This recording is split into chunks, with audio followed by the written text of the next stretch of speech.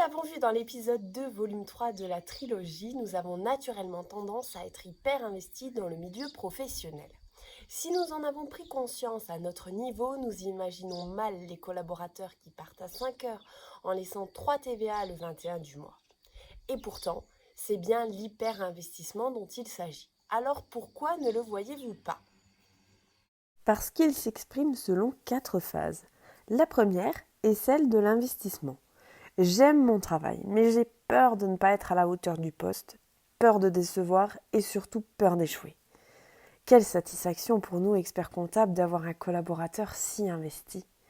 La deuxième phase, que nous ne voyons pas, se caractérise par l'insatisfaction du collaborateur.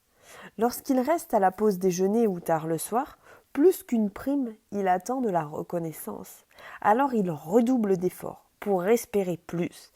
C'est toujours appréciable d'avoir un salarié prêt à déplacer des montagnes. Le cycle de l'hyper-investissement s'arrête là pour certaines personnes.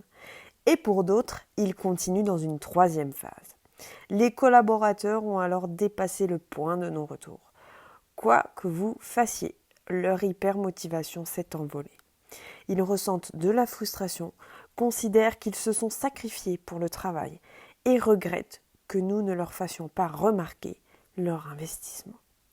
Au passage, les collaborateurs hyper investis ne voient pas non plus tous les efforts que vous faites pour eux, pour organiser des événements, mettre en place l'intéressement, ni pour faire tourner le cabinet, trouver des clients, des nouvelles missions.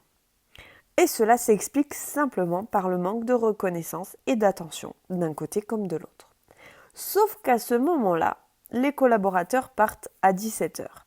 Pour limiter leur souffrance, ils reportent leur énergie sur un nouveau sujet, une nouvelle activité sportive ou même un nouveau cabinet. Tout moyen est bon pour stopper la douleur et obtenir dans un autre contexte la reconnaissance tant attendue.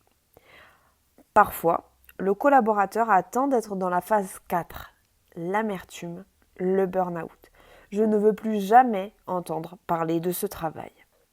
Alors pour éviter de précipiter les phases de frustration et d'épuisement, une solution pourrait consister à lui apporter la reconnaissance qu'il attend. Le mieux étant de lui faire prendre conscience qu'il doit se satisfaire de sa propre reconnaissance et limiter ses attentes envers le poste à ce qui a été convenu à l'entretien. Les collaborateurs hyper investis attendent plus de leur travail que ce qu'il ne peut leur apporter. Il est donc essentiel que l'employeur soit honnête, transparent sur les perspectives d'évolution qu'il propose à son salarié.